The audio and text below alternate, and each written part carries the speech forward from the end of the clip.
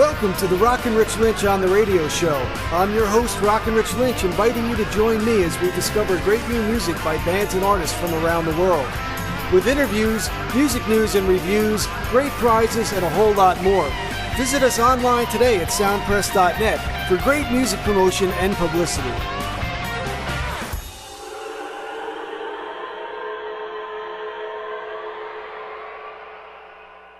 Hi, this is Rockin Rich Lynch, and you're listening to the very best of Rockin Rich Lynch on the radio. We recently moved our operations from the New York, New Jersey market to Nashville, Tennessee, and we are now looking for a production and broadcast partner in the region to take the radio show to new heights. If you're a band, musician, solo act, or represent a musical project in any genre, please visit soundpress.net and our new site, musiccitynashville.net, to learn how we can help get your message to the world. Now, please enjoy this great interview from our archives. The man we're about to speak with today is a Grammy Award-winning virtuoso who is consistently voted in the top of all the best guitar-playing lists around. It's an honor and pleasure for me to welcome Eric Johnson to the show today. Eric, thank you so much for being here. Oh, thank you, Rich. Thanks for having me, man. So the word on the street, Eric, is that you're about to embark on a fall trek for your amazing Up Close album, with a rhythm section consisting of Will Lee on bass and Anton Fig on drums from David Letterman's CBS Orchestra. Will this be the first time you've played with them? No, we've actually done a number of things together before, and we're doing a week of gigs around the East Coast area. This will be our second or third time playing together. So how do you get Dave to give him a leave of absence? Well, they have a certain period where they have a couple weeks off, and also they tape like 4 days a week, so they have a couple days on each week that they can kind of go off and do some stuff. And this stuff is kind of around the New York area, so it's all working out. How does working with Will and Anton differ from working with the other trios that you've put together over the years? Well, whenever you work with somebody, they always bring their own flavor and their style to it, and those guys are so strong in what they do, and so you kind of just get together with them and just let them do their thing, and so their personalities and their musicality comes out with their own flavor, and it's always it's a real honor to play with them. They're just wonderful musicians. Let me back up here. We're talking with Eric Johnson, the great guitar player. Eric Johnson. EricJohnson.com is the website. Eric's most recent studio album came out in 2010, Up Close. I've been spending some time with it the last couple days, Eric. I got to say, it's another great album. I'm a big fan of your Avia Musicom and the Bloom albums, so it's just another great one along in your collection there. Well, thank you very much. I appreciate it. We actually have a second version of Up Close coming out in Europe for anybody that wants to hear a little different version than that one. There's actually two versions of the record, and it's being released this fall or early next year in Europe and England. How does it differ? New songs or track order? There's different mixes, actually, which have a little bit different guitar parts in places. And we just remixed part of the record and kind of put a little different slant on it just for this other release. So it might be interesting for people to check out. Very good. Let me continue, Eric. If I've done my math correctly, you're about a month and a half older than fellow Austin native Stevie Ray Vaughan would have been had he lived. Yet your breakthrough album, Avia Musicom with Cliffs of Dover on it, wasn't released until 1990, the same year that Stevie Ray died. Was there a rivalry between the two of you on the way up, and did your paths cross much? No rivalry. No, he was a very nice guy. Yeah, we were friends. I didn't know him super well, but we did hang out a little bit, did some playing together, and I did a few, tour gigs with him, playing with his band and stuff, And no, he was a great guy. He deserved every bit of success he got. Yeah, it's just wondering because sometimes when you get giants in a small contained place like the city of Austin, sometimes there's not really room for more than one, but yet there you were working out and creating your own fantastic style at the same time that Stevie was achieving a lot of that radio success that he had. Yeah. I mean, it's just different styles and people doing their own thing, and it's really more of an inspiration thing than anything. And Oh, there's a lot of great players came out of Texas. Stevie's definitely one of them. All right, Eric, you've been known as a meticulous craftsman, often taking years between albums to get things just right. I'd like to know if you think your limited output over the years has hurt you at all in the marketplace, or if it's a matter of leaving the fans wanting more of a less is more type of approach. Oh, to be real honest, I think it's kind of hurt me, really. I think a better tact is to stay focused, keep your game, tight and be practiced up and just go in and try to do records, a little quicker and get out and just do your thing and have more stuff. If you keep your proficiency level up, then you're able to do stuff, at a faster pace. And I think that my slower pace, it's taught me some things, and I've discovered things, in my private, personal musical endeavors, but which have actually paid off for me as far as designing gear and exploratory stuff like that. As a scientist, sound scientist, I guess. But I think musically, I think it's hurt me a little bit. To be really totally honest, I think it would be better if I adjusted that a little bit, got a little. Stepped it up a little bit. Yeah, and the only reason I ask is because, you were certainly well known, but surely more of your contemporaries over the years, the album, the promotion, the touring cycle keeps your name out there and, keeps the fans, expecting when they can have more music, when they can see you live, that sort of thing. So I was just wondering if you thought from that point of view. So thanks for answering that. Sure, you're welcome.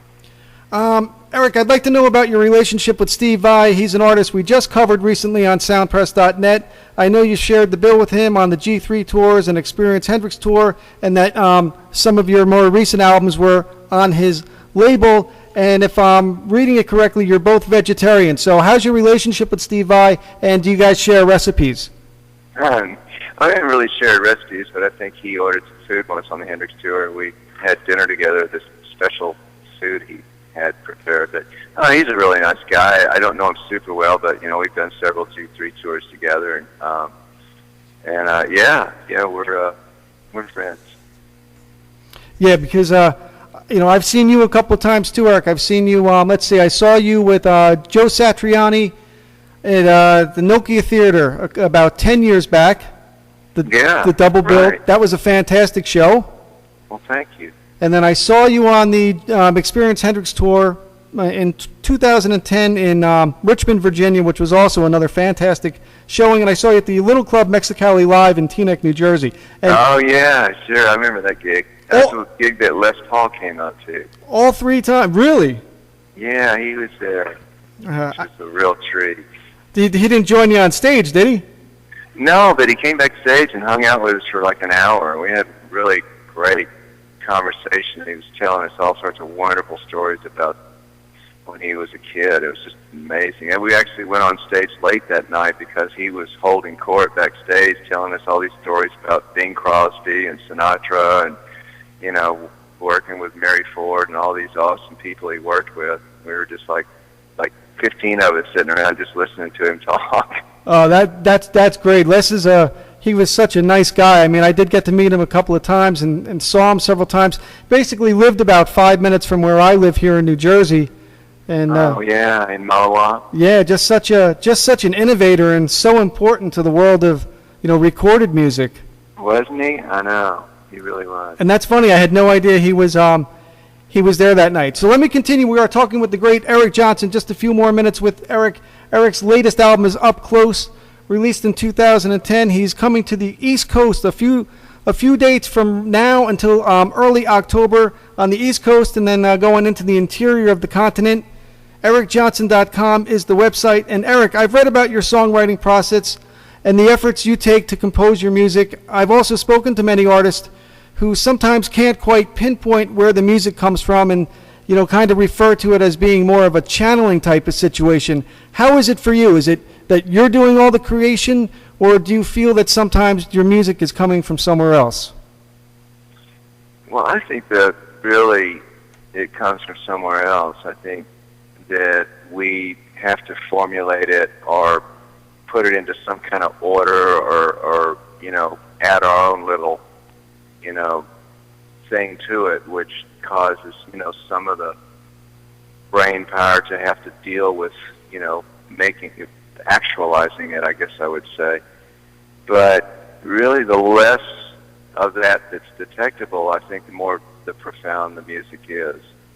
And I think that, in my own experience, the best songs, the most interesting stuff to listen to that you might come up with is stuff that doesn't have too many fingerprints of us trying to put the order together with it, just letting it kind of happen. I think it's true with anything. You see an actor act, and it's the same thing. It's like a switch. They flip a switch, and they go into this place where they allow this creative energy to kind of play them as the instrument. And the really great actors, you can feel that, so that when they're acting, you're so moved and impacted so much because you're not really feeling a lot of them being involved in it. It's like they flip the switch and they become this thing, and it's that creative energy, which I think is just it's available to anybody. It's just a process of letting it flow. Exactly. That's what I try to do on this radio show too. Yeah, absolutely. So your new album, Up Close, has a bit of a Texas theme running in there. You got a song called Texas, which I believe is a cover, something called Austin, and then Vortexin. What's Vortexin all about? Oh, it's just a rock jam thing that I was in Arizona once, and a friend said, we were talking about, somebody, this group was from, New Mexico, somebody was from, I said, I'm from Texas, and and we were in Sedona. So they said, well, there's a lot of vortexes in Sedona. I said, oh, well, you're the vortexin or something. So it's just something crazy, making up a term. Did you take that as a moniker for your own record label? Yeah, I just like the way it sounded. So future releases, there'll be more future releases on the Vortexin label coming our way. Yeah, would love to, yeah. So I asked some fans a few questions for you, and one that came up a couple times was, you're well known for your instrumentals, and you also always sneak in a bunch of vocal tracks on all your albums. And they wanted to know, do you prefer writing and performing instrumentals or the vocal numbers? Well, I love vocal tunes. I think sometimes I don't sing them as well as I'd like to hear the song sung, because I'm, kind of frustrated vocalist, wish I was maybe a little more of a, really great singer. And so a lot of times I like writing vocal pieces that really would do well to have like a really awesome singer.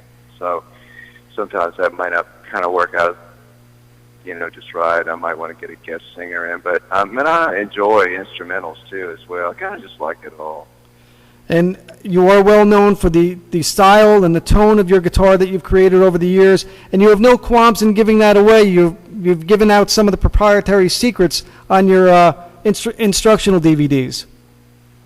Yeah, and it's all helped. Some of that could be used as, axioms for people to try to develop the guitar, and as the history progresses, I think it's worthwhile to do that. And ultimately, I think it really boils down to the individual player. Nobody's going to sound the same no matter if you copy everybody to T. It's really in your fingers, and in the will of how your intent, So that's really the most important thing. Eric, how does the music in your side project, Alien Love Child, differ from your solo work? Mine was just a real improvisational band. It's like we had very little stuff structured.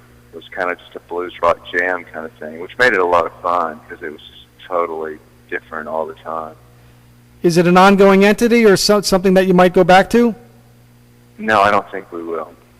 All right. One final question from the fans, Eric, is that some people have observed that you've seen a lot happier and joyful on stage recently than maybe you have in the past. Is that an accurate observation? And people want to know, why is it that it might seem that way? Well, I think it's me being just realizing that I get kind of too carried away with, whether things are right or this or that or all the mechanics of it, You get so into the mechanics and you forget to just let it go and remember the reason you're doing it for in the first place, and that's the same reason that people come out to hear it. So it's me taking stock of it a little bit more and trying to be a little bit, just kind of get a little self-realization about that, and right. Well, yeah. Eric, it was really good talking to you. I've had so many people on the show many, many times, so hopefully this is just an introduction, and you can come back on the big syndicated thing that we have going on very soon. Love to, Rich. Thanks for having me. Good luck, and we'll see you on tour. All right, sounds good. Thanks for doing the interview.